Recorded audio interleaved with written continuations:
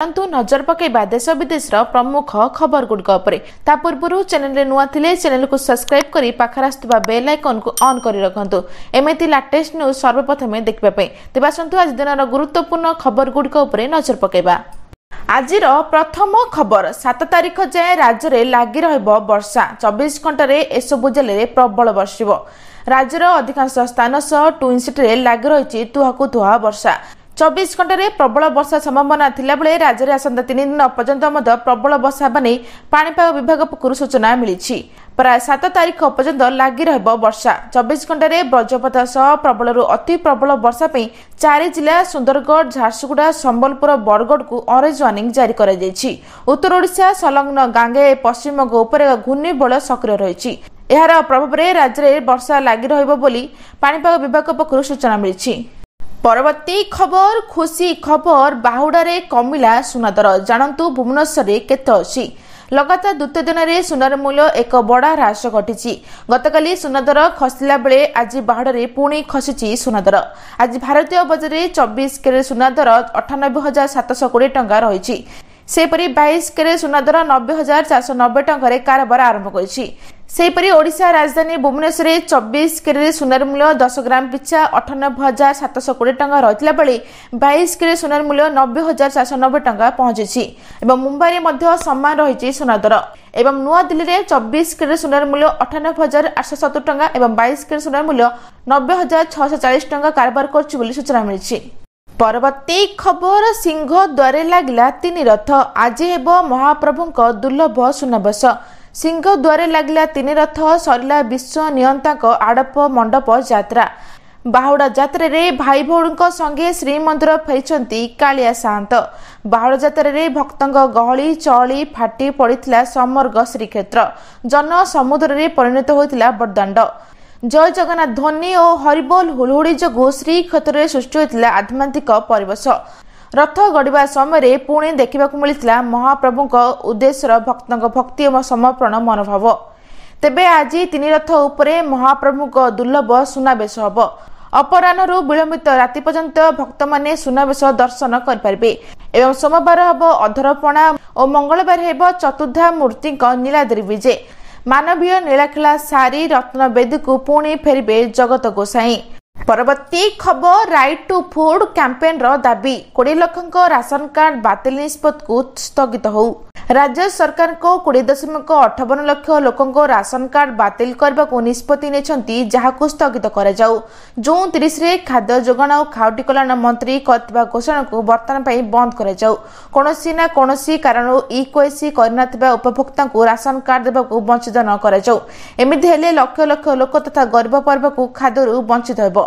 यासह 2013 जातीय खाद्य सुरक्षा आईन उल्लंघन हेबो बोली राइट टू फूड कैंपेन पक्षरु कहा जायछि। सेपरि राशन कार्ड पर कर इक्वेसी अवधि वृद्धि करने को दाबी होइछि एवं राशन कार्ड नेबा बेले जदि कोनोसी व्यक्ति किबा परिवार जांत्रिक त्रुटि पई बायोमेट्रिक मैच न करूछि तेबे विकल्प व्यवस्था करा जाऊ एवं राशन नेउथबा परिवार सदस्य भाबे थिबा पिलांगु आधार किबा बाल आधारु बाद दिया जाऊ बोली सूचना मिलिछि।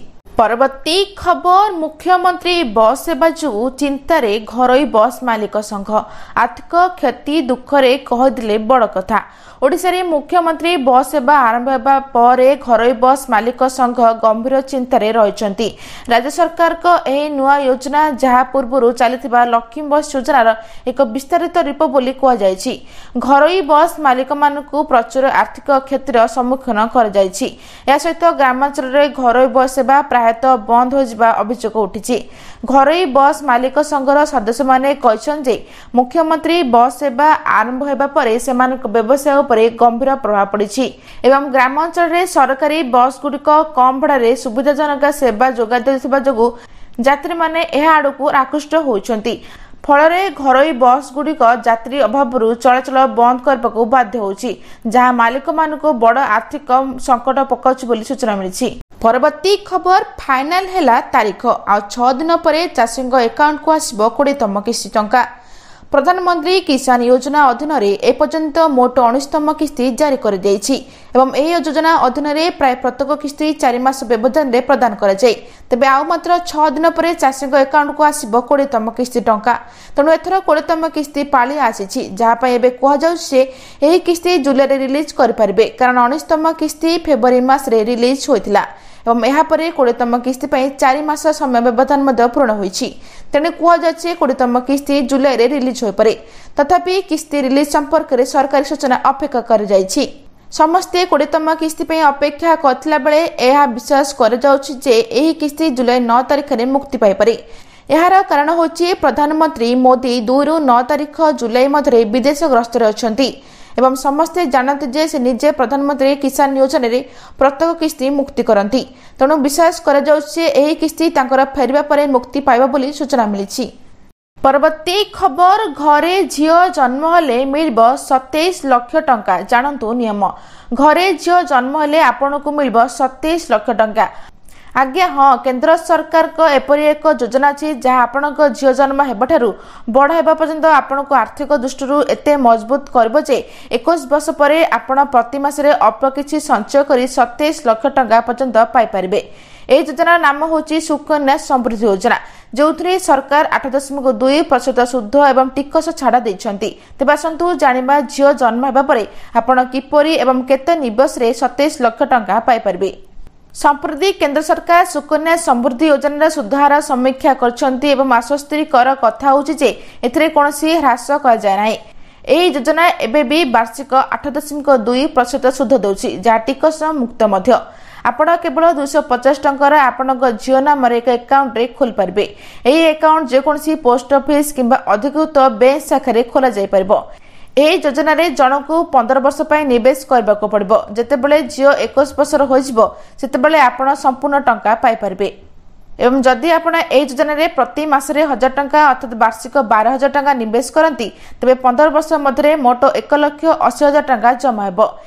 एथरे मिलथिबा सुध प्राय 3,74,612 टंका हेबो।